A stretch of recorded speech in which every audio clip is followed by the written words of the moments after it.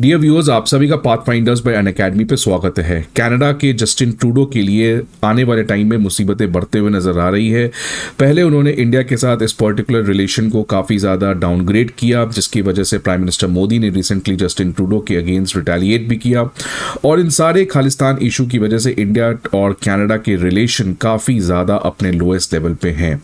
इसी के बीच में अब कनाडा के लिए आने वाले टाइम में और मुसीबतें बढ़ सकती है। अब एक नया हमला डोनाल्ड ट्रंप की तरफ से आ रहा है और डोनाल्ड ट्रंप की जो ट्रंप 2.0 एडमिनिस्ट्रेशन है उसके एक बार बहुत बड़े ऑफिशियल ने अब ये कह दिया है कि कनाडा जो है वो एक टेरर हेवन बनते हुए नजर आ रहा है और बहुत सारे टेररिस्ट्स कनाडा से अमेरिका में इलीगली एंटर कर रहे हैं, जिसकी वजह से डोनाल्ड ट्रंप अपने एडमिनिस्ट्रेशन में काफी ज्यादा स्ट्रिक्ट होंगे कनाडा के अगेंस्ट।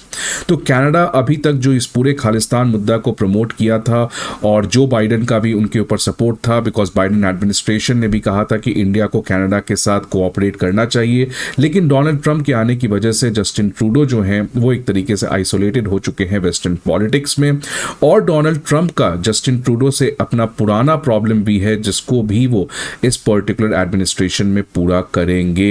इस पर्टिकुलर एडमिनिस्ट्रेशन में वो जस्टिन ट्रूडो के लिए परेशानी और बढ़ा सकते हैं। इन्हीं सारी चीज़ों को आज हम लोग बात करेंगे कि how Canada is getting exposed. और आज कनाडा के जो वेस्टर्न पार्टनर्स हैं वो खुद कनाडा के ऊपर सवाल उठा रहे हैं, जिसकी वजह से आज कनाडा को ये समय आ चुका है कि उसको इंट्रोस्पेक्ट करना पड़ेगा कि क्या वो अपने पॉलिटिक्स के लिए अपने फ्रेंड्स और अपने एलाइज को कॉम्प्रोमाइज कर सकता है।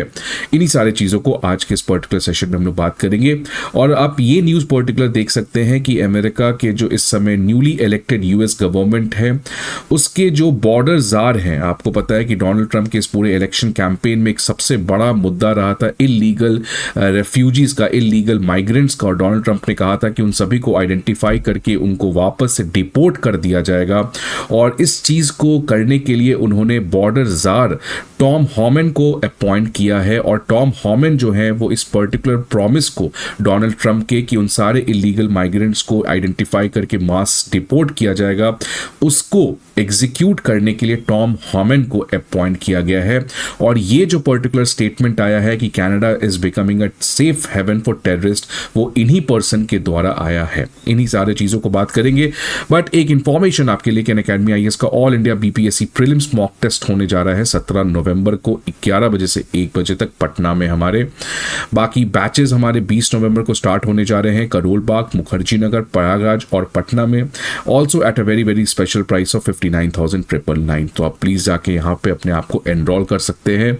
Unacademy IAS comprehensive GS course के अलावा सीसैट, ऐसे writing course, comprehensive current affairs, full length test series और ऑप्शनल जैसे कोर्सेज को भी प्रोवाइड करता है। इन सारे इन्फॉर्मेशन के लिए आपको हमारे ऑफलाइन ब्रांचेस पे विजिट करना होगा, या नहीं तो आप हमारे ऐप को डाउनलोड कर सकते हैं।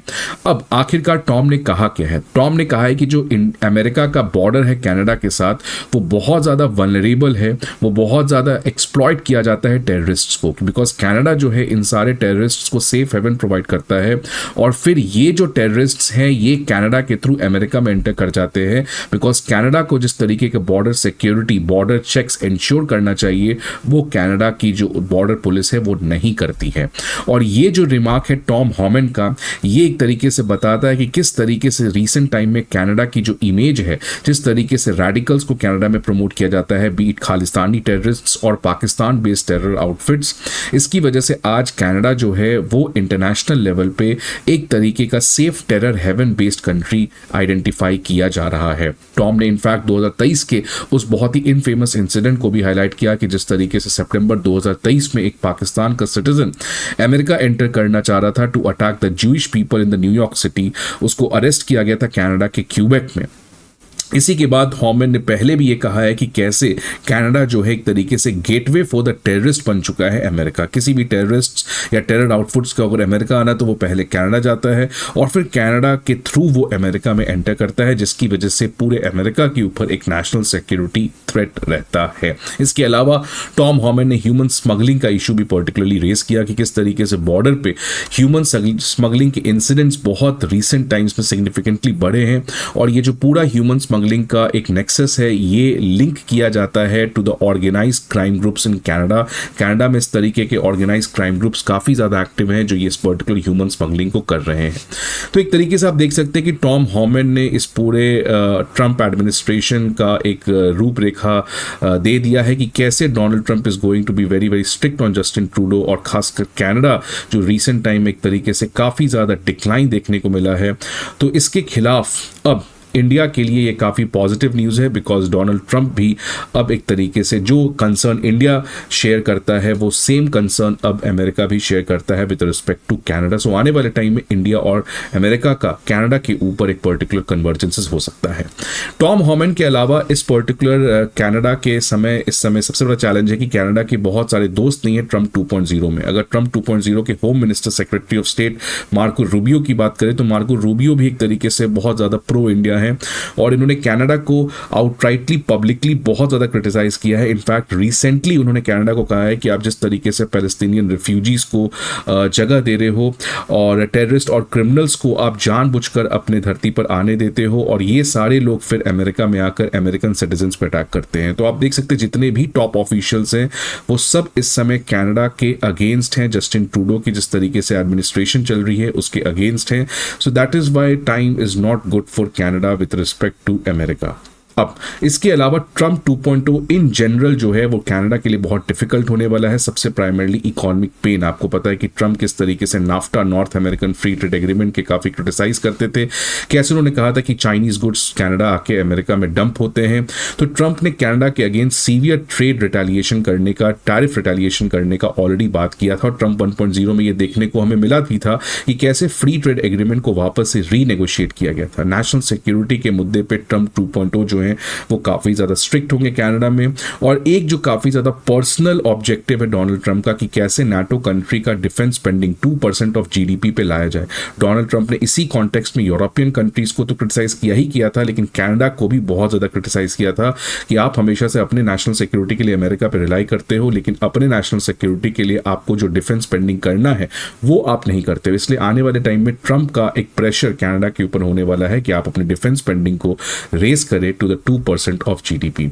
इसके अलावा आने वाले टाइम में जो खालिस्तान का मुद्दा है जिसको कनाडा ने काफी ज्यादा प्रमोट किया है, आने वाले टाइम में सबसाइड होगा, बिकॉज अमेरिका कांग्रेस में इस समय हिंदू लॉबी काफी ज्यादा स्ट्रांग है। इसके ऊपर मैंने पहले भी कहा था, जिस तरीके से Tulsi Gabbard, Kashyap Patel, Usha vents और डोनाल्ड ट्रंप का खुद का स्टेटमेंट कि कैसे बांग्लादेश के माइनॉरिटीज के ऊपर अटैक है। तो आने वाले टाइम में जिस तरीके से जो बाइडेन की डेमोक्रेटिक पार्टी ने इस पर्टिकुलर चीज में कनाडा के जस्टिन ट्रूडो का समर्थन किया था और उनको एक तरीके से प्रमोट किया था कि वो खालिस्तान के मुद्दा को उठाएं, आने वाले टाइम में ये पॉसिबल नहीं है। इसलिए खालिस्तान इशू जो है वो सबसाइड होगा। इसके अलावा शी जिनपिंग भी आपको पता है पब्लिकली जस्टिन ट्रूडो को काफी ज्यादा क्रिटिसाइज किए हैं, बिकॉज जस्टिन ट्रूडो की यही हरकतें हैं कि वो पब्लिक स्टेटमेंट्स को प्राइवेट में ले आते हैं, जिसकी वजह से शी जिनपिंग ने पब्लिकली G20 के समिट के अराउंड जस्टिन ट्रूडो को काफी ज्यादा क्रिटिसाइज किया था। तो ये सारी चीज बताता है कि आने वाले टाइम में जस्टिन ट्रूडो कि काफ़ी ज़्यादा आइसोलेशन देखने को मिल सकती है। अब ये बात तो इंटरेस्टिंग है कि जस्टिन ट्रूडो कब तक सरकार में रहेंगे, बिकॉज 2025 में कनाडा की चुनाव भी होने वाली है।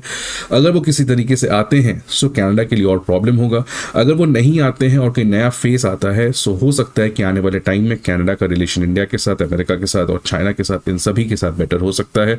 सो जस्टिन ट्रूडो अब डूबते हुए हीरो है, अब उनको टाइमली एग्जिट कर जाना चाहिए इस पर्टिकुलर पॉलिटिक्स से। ऑलरेडी उनकी पॉपुलैरिटी रेटिंग इस समय 20-22% पे है।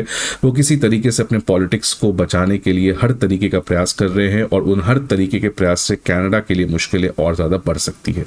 So Justin Trudeau should show statesmanship और उनको अब पॉलिटिक्स और पॉलिटिकल करियर से एग्जिट कर जाना चाहिए to ensure a safe, peace and prosperous Canada. आप सभी को ये वीडियो कैसा लगा जरूर बताइएगा, आपके क्या व्यूज़ हैं जरूर कमेंट बॉक्स में बताइएगा। See you again in the next video, till then good bye.